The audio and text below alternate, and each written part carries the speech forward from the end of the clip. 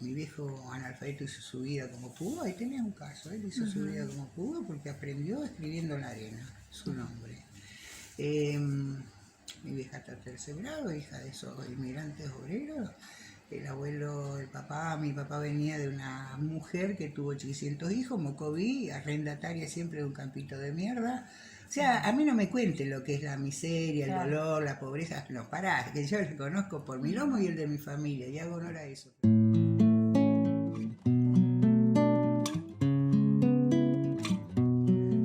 la millonada de población que se fue con las variadas formas que tuvo la gripe, la viruela, el sarampión, es decir, esas enfermedades que además asolaban a los pueblos europeos, ¿no? Y que eran transportadas en esas naos con todos esos vestuarios recargados, mugrientos.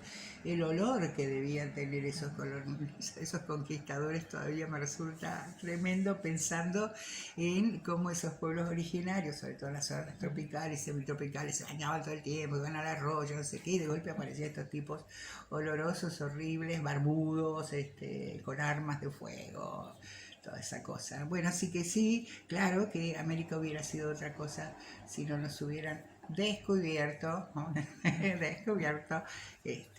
Y esto hubiera tenido otros desarrollos. Uno piensa en los desarrollos de las grandes culturas americanas, en términos materiales, pero también de conocimiento científico, y en términos espirituales, todas las demás, es decir, inclusive aquellas que no dejaron, digamos, grandes producciones materiales, qué sé yo, no sé, tehuelches, mapuches, guaraníes, ¿no es cierto?, pueblos de la selva, pero una riqueza espiritual que hoy estamos empezando a descubrir, o los filósofos descubren, y toda esa cosa. Si hubiera sido maravilloso. Particularmente la primera pandemia, estaba yo pasando de la primaria a la secundaria, fue la poliomielitis, ¿no? Se daba entonces, porque todas estas epidemias y pandemias históricas dejan alguna cosa que refleja en lo que estamos viviendo hoy nosotros con el COVID-19, ¿no? En el caso de la poliomielitis, la epidemia de poliomielitis, que fue terrible, dejaba inválida o mataba a miles, millones de criaturas, cientos en mi pueblo, en Comodoro Rivadavia, donde yo pasé esa etapa de mi vida. La gran esperanza era la vacuna. Todos esperábamos la vacuna. Cuando aparece la vacuna Salk, ¿sí?, es la panacea. Y luego viene la Sabin oral, que es mucho más fácil de aplicación, incluso de mantenimiento. Yo estaba leyendo que las nuevas vacunas que se están experimentando para el COVID requieren una cadena de frío muy importante, pero bueno, digamos, hasta que no se consiga algo más práctico, eso es lo que evidentemente va a haber. En ese momento la Sabin oral vino a resolver el problema y prácticamente erradicó la poliomielitis a escala mundial. Así que ese fue el primer golpe, ¿no?, importante que tuvimos acerca de la conciencia de la vulnerabilidad del ser humano. Podríamos en ese momento en la Argentina estar bien alimentados, tener una buena salud pública, una buena educación pública, pero si todo entró la poliomielitis de esa manera, y eso generó además un importante desarrollo sanitario a nivel de cobertura sanitaria, y aquí tenés otro paralelo como el que en este momento se está desarrollando a nivel mundial, es decir, el haber advertido que hay una cobertura sanitaria importante de tener. Pero hay otra epidemia, ya que hablaste de pueblos originarios, que en realidad fue pandemia, y que está mucho más cercana a nosotros, que fue el cólera, que también mató a millones a escala mundial. ¿Dónde pegó más? ¿Dónde repercutió más en el caso de la Argentina? Porque si bien todos aprendimos a las 2 gotitas de lavandina por litro de agua, lavar bien las verduras, toda una serie de cuidados que empezamos a mantener, ¿dónde pegaba más? En los pueblos originarios, sobre todo, si ustedes recuerdan, los huichí, de Salta y Jujuy. ¿Por qué pegó más? Porque no tenían suministro de agua potable, porque la posibilidad de distanciamiento era imposible, porque aún hoy, el hacinamiento es brutal. Y si voy a serte sincera, cuando yo me fui a Buenos Aires a estudiar en la universidad, ya teníamos la villa del Retiro. la del padre Mujica, por otro lado, ese mártir social tan importante y tan llorado por nosotros.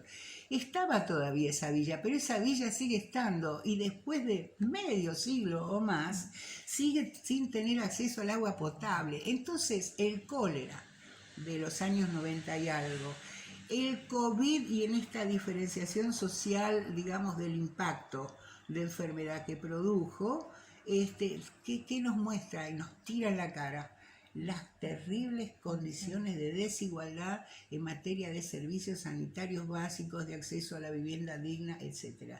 Si esto no consigue sacudir nuestras conciencias y apoyar medidas o reclamar medidas que vayan a resolver esta cuestión, las sucesivas pandemias, que no me cabe duda que vendrán, por las condiciones del mundo moderno, un mundo absolutamente interconectado y interconectado a una notable rapidez. Eso hace a la rapidez de la extensión y de la aparición de una enfermedad como pandemia, ¿no?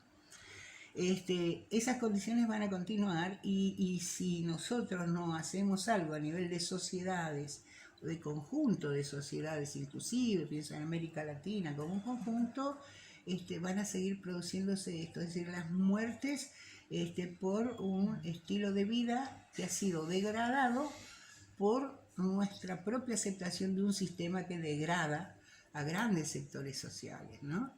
Entonces, por ahí creo que viene el hecho de pensar hoy el COVID-19 implica recordar y ver cuáles son los enlaces, los puntos en común que están teniendo estas cosas.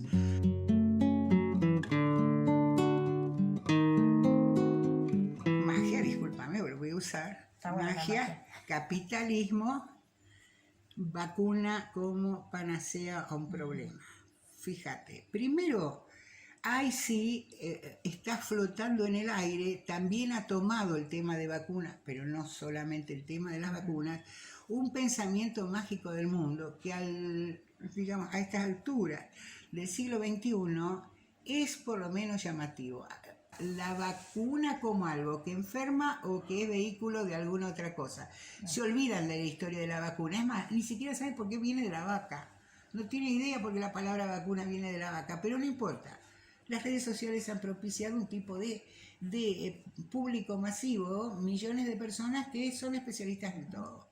Inclusive en algo que se llama vacuna, que ni siquiera saben por qué viene de la vaca. Bueno, pasemos al segundo elemento del que planteaste, que es el tema del capitalismo. ¿Por qué hoy hay una guerra de vacunas donde todas están pugnando por llegar primero a la fase 4? Porque, salvo alguna que es de producción estatal, que no voy a mencionar acá porque cualquier persona bien informada puede llegar a saberlo, salvo alguna de producción estatal, las otras son patrocinadas por laboratorios. Y esos laboratorios son los dueños de los derechos de reproducción de la vacuna y por lo tanto la carrera es una carrera del capitalismo. Por llegar primero, captar más mercados, a como dé lugar. Y el otro elemento se toma como mágico, pero que tiene que ver dentro de la órbita del sistema capitalista, fue la famosa frase de la inmunidad de rebaño. La inmunidad de rebaño, ¿qué quería decir? Que si todos estamos infectados, finalmente ya sobrevivirán los más fuertes y los que no, bueno, lo siento mucho, qué infortunio. Esto es la inmunidad de rebaño. Es como si hubiéramos dicho con la parálisis infantil, no hagamos nada, confiemos en la inmunidad de rebaño y bueno, habrá niños que se mueran y otros se salvarán. ¿Esta es una conducta ética a tomar? No, que se basa sobre una afirmación que es ridícula. No hay tal inmunidad de rebaño, no existe. Lo que sí existe es la posibilidad de la prevención por parte del particular. Nos lavamos las manos. ¿Desde cuándo aprendimos a lavarnos las manos? Desde otra pandemia, que fue la gripe A1N1. ¿Se acuerdan de esa? Esa impactó en mi casa. Mi hija vino de un viaje de resistencia, enferma, pasó 15 días espantosos. De ahí aprendimos a lavarnos las manos y nunca más tomar mate compartido. Fíjate qué medidas. ¿Por qué? Porque pegó fuerte en mi casa. Claro. Entonces, esas medidas que ya las teníamos, se olvidaron, dejaron de ser practicadas a nivel masivo y el COVID entró como entró. Entró con alguna fuerza. Pero, como te dije antes, uno se lava las manos si tiene ese placer y ese privilegio de tener dentro de su casa una canilla, la mueve así y sale la agüita. Eso, gente, es un privilegio. Yo estaba en comunidades del Chaco, y concretamente voy a mencionar una raíz chaqueña, donde se hacían 3 kilómetros en ese Chaco sequísimo, ¿no es cierto? Hasta buscar aguadas, donde también bebían los animales, para traer en lata vieja de aceite reciclado, un agua que era un agua absolutamente contaminada, llena de... Eso, 3 kilómetros. Compará eso con el hecho de que en tu casa te levantás en la mañana y abrís la canilla para llenar la pava para el mate. Tu privilegio es notable. Por favor, asumilo como lo que es un privilegio. Y debe dejar de ser un privilegio para que todo el mundo, todos, tengan esta posibilidad. Se levantan en la mañana, ponen la pavita, abren la canilla y sale el líquido maravilloso.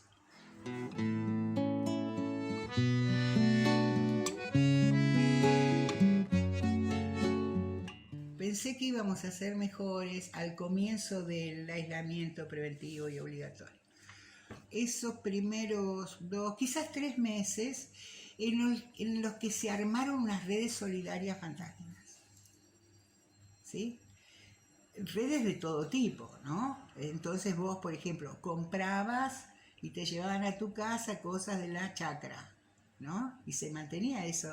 Es una relación que ya necesitaba de la intermediación. O te decían, en el barrio tal están precisando frazada. Entonces uno buscaba ahí en el placar las cosas, pum, mandabas. ¿Qué quiero decirte? Entre el que recibía y el que daba o compraba, había una cadena de gente que permitía esa red de solidaridad. Hace pocos días yo estuve en los 26 años de celebración en Misiones de la corriente clasista y combativa, y durante todo el acto fueron hablando distintas personas que iban contando cómo era su trabajo, ¿no? La copa de leche, el comedor comunitario, la asistencia a los ancianos, el traslado de enfermos. Impresionante, te digo, me emocioné mucho, porque el que hablaba no era alguien que tiene disponibilidad de tiempo, dinero, recursos de vehículos, no, era gente sin recursos, pero que ponía todo para que los que estaban peor o con necesidades estuvieran abastecidos. Fue realmente muy emocionante asistir a eso. Entonces te digo, si el mundo va a cambiar, no es por la masa, no es por ese sector voluntariamente estupidizado de las redes que dicen, no hay que ponerse vacuna, no, la tierra es cuadrada o plana, o no, en realidad acá el gobierno es una organización de pedófilos, no sé qué, toda esa estupidez no va a ser por ese sector está perdido para sí mismo. Tampoco va a ser para ese sector individualista que rompe con el aislamiento porque dice, por mi condición de clase, yo soy sano, tengo una gran alimentación, me cuido, y por lo tanto a mí no me va a pasar nada y me voy a la isla del medio a lucir mi cuerpo, porque eso es, ¿no? El cuerpo, cuando uno lo trabaja en el gimnasio, no para la salud, sino para estar bonito, necesita público para exhibirlo. Entonces el fenómeno Isla del Medio u otros fenómenos parecidos que se dan acá en Misiones, Club de Río, tienen que ver con eso. Yo necesito mostrar esto que soy yo gracias al trabajo que hice. Tampoco se va a salvar por ese sector.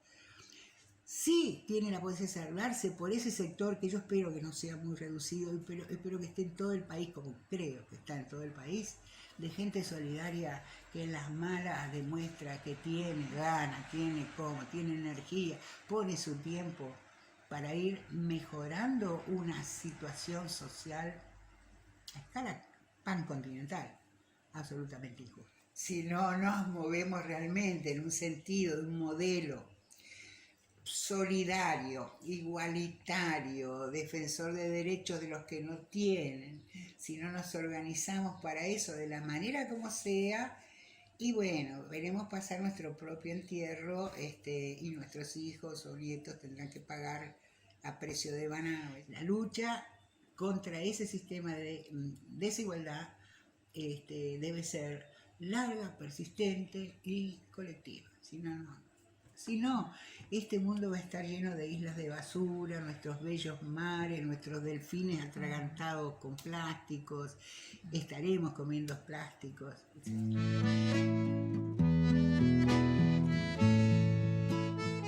¿En qué me afectó? A ver, por supuesto que hubo etapas, ¿no?